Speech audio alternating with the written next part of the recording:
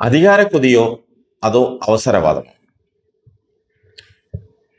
സ്വന്തം വാദങ്ങൾ കൊണ്ട് സ്വയം പൊളിയുന്നവർ. ഇത് ഞാൻ പറഞ്ഞതല്ല, ഇത് സോഷ്യൽ മീഡിയയിൽ കണ്ട ഒരു തലക്കെട്ടാണ്.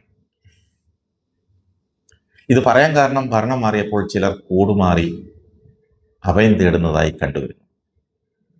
ഭരണമില്ലാത്ത പാർട്ടികളിൽ നിന്ന് ആയിരങ്ങളുമായി, 1000 പ്രവർത്തകരുമായി, ആയിരക്കണക്കിന് പ്രവർത്തകരുമായി രാജിവെച്ച് ഭരണമുള്ള പാർട്ടിയിലേക്ക് കൂടുമാറുന്നു. കുറച്ച് ദിവസങ്ങളായി സോഷ്യൽ മീഡിയയിൽ കാണുന്ന പോസ്റ്റുകളാണ്. കഴിഞ്ഞ ദിവസം കേരള കോൺഗ്രസ് മാണി ഗ്രൂപ്പ് വിട്ട് കോൺഗ്രസിലേക്ക് ചേക്കേറിയ പത്തനംതിട്ടയിലെ ചില ഇത്തിൽ കണ്ണികളുടെ ചിത്രങ്ങളും കുറിപ്പുകളും ഒക്കെ കണ്ടു. അവരുടെ ന്യായീകരണങ്ങൾ കേട്ടാൽ ചിരിയും ഒപ്പം പുച്ഛവും തോന്നിപ്പോകും. തങ്ങൾ പാർട്ടി വിട്ടത് അധികാരക്കൊതി കൊണ്ടല്ലെന്നാണ് അവരുടെ വാദം. അവരോട് ആരെങ്കിലും ചോദിച്ചോ, നിങ്ങൾ അധികാരക്കൊതി കൊണ്ടാണ് പാർട്ടി വിടുന്നതെന്ന്? അവർ തന്നെ പറയുക, പാർട്ടിയിലെ ആശയപരമായ വിയോജിപ്പുകൾ കാരണമാണ് പുറത്തു വന്നതെന്നൊക്കെയാണ് വലിയ വർത്തമാനം പറഞ്ഞത്. ആശയപരമായ എന്ത് തേങ്ങയാണ്, എന്ത് വിയോജിപ്പ്? പക്ഷെ അവർ തന്നെ പറയുന്ന ഒരു കാര്യമുണ്ട്. ത്രിതല പഞ്ചായത്ത് തെരഞ്ഞെടുപ്പിന് മുൻപ് UDF-ലേക്ക് ഇടതുമുന്നണി വിട്ട് UDF-ലേക്ക് പോയിരുന്നുവെങ്കിൽ ഞങ്ങളിൽ പലർക്കും പഞ്ചായത്ത് മെമ്പർമാരെങ്കിലും ആകാൻ കഴിയുമായിരുന്നുവെന്ന്. അപ്പോൾ അവരുടെ പ്രശ്നം എന്താ? ഈ പ്രസ്താവനയിൽ തന്നെ ഇവരുടെ രാഷ്ട്രീയം വ്യക്തമല്ലേ? അധികാരമില്ലാത്ത രാഷ്ട്രീയ പ്രവർത്തനം ഇവർക്ക് അന്യമാണെന്ന്. അധികാര കൊതിയല്ല എന്ന് പറഞ്ഞുകൊണ്ട് തന്നെ അധികാരമോഹം തുറന്നു പറയുന്നു. തങ്ങളുടെ കൂടുമാറ്റത്തെ ആദർശം എന്ന് വിളിക്കാൻ ശ്രമിക്കുമ്പോൾ തന്നെ അതിന്റെ പിന്നിലെ അധികാര കസേര, ആ അധികാര കസേര എന്ന ലക്ഷ്യം അവർ തന്നെ വെളിപ്പെടുത്തുന്നു. സത്യത്തിൽ ആളുകളെ വിഡ്ഢികളാക്കുന്ന തരത്തിലുള്ള ഇത്തരം ന്യായീകരണങ്ങൾ എന്തിനാണ് വിളമ്പുന്നത്? അധികാരത്തിന് വേണ്ടി ഏത് പാർട്ടിയിൽ ചേരണമെന്നും എപ്പോൾ ചേരണമെന്നും ഒക്കെ തീരുമാനിക്കുന്നത് അവരവരുടെ രാഷ്ട്രീയ അവകാശമാണ്. പക്ഷെ അതിനെ ആദർശ രാഷ്ട്രീയം എന്ന് വിളിക്കരുത്.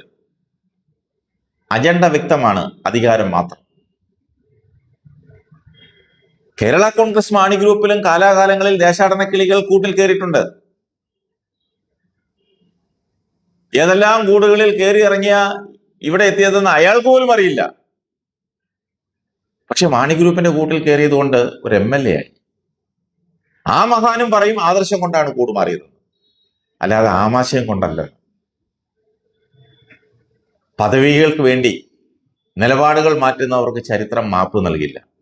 അധികാരം കിട്ടുമെന്ന് ഉറപ്പുള്ളിടത്തേക്ക് വാലാട്ടി ചെല്ലുന്നവരെ കേരളത്തിലെ ജനാധിപത്യ ബോധമുള്ള ജനങ്ങൾ കൃത്യമായി തിരിച്ചറിയും. അതുകൊണ്ടാണ് തോറ്റു തൊപ്പിയിട്ട് ഇവരൊക്കെ മാളത്തിൽ കയറിയത്.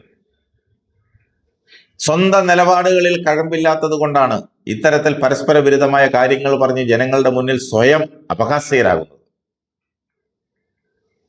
ആദർശമാണോ അതോ കസേരയാണോ ലക്ഷ്യമെന്ന് ഇവർ തന്നെ പറയുന്നു. പിന്നെ കേരള കോൺഗ്രസ് മാണി ഗ്രൂപ്പ് തോറ്റത് പാർട്ടിയുടെ മാത്രം കുഴപ്പം കൊണ്ടല്ല, ആണോ? ഇടതുപക്ഷ അണികളുടെ വോട്ട് ചോർച്ചയാണ് അതിൽ പ്രധാന ഘടകം. ആ കാര്യത്തിലേക്ക് ഞാൻ കടക്കുന്നില്ല.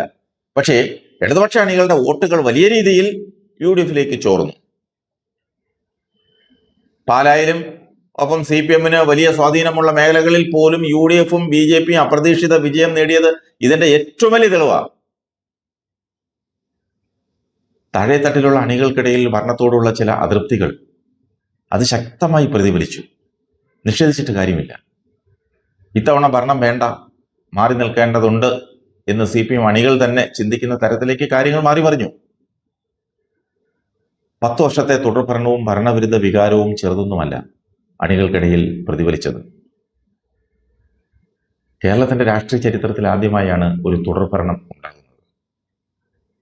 10 വർഷത്തെ ഇടതുമുന്നണി ഭരണത്തിന് ശേഷം സ്വാഭാവികമായും ജനങ്ങളിൽ വലിയൊരു ഭരണവിരുദ്ധ വികാരമുണ്ടായി. സർക്കാരിന്റെ പ്രവർത്തനങ്ങൾ എത്ര മികച്ചതാണെങ്കിലും ഒരു മാറ്റം വേണമെന്ന് ജനങ്ങൾ ചിന്തിക്കുന്നത് ജനാധിപത്യത്തിൽ സ്വാഭാവികമാണ്.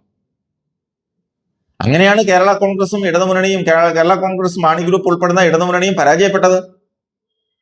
അത് മനസ്സിലാക്കാനുള്ള ബോധം, അതുപോലും ഇല്ലാത്തവർ ആശയപരമായ വിയോജിപ്പുകൾ കാരണമാണ് പാർട്ടി വിടുന്നതെന്ന് പറഞ്ഞാൽ അരിയാഹാരം കഴിക്കുന്നവർക്ക് മനസ്സിലായില്ലേ രോഗം എന്താണെന്ന്? അതിന് വലിയ റിസർച്ച് ഒന്നും ആവശ്യമില്ല, ആർക്കും മനസ്സിലാകും.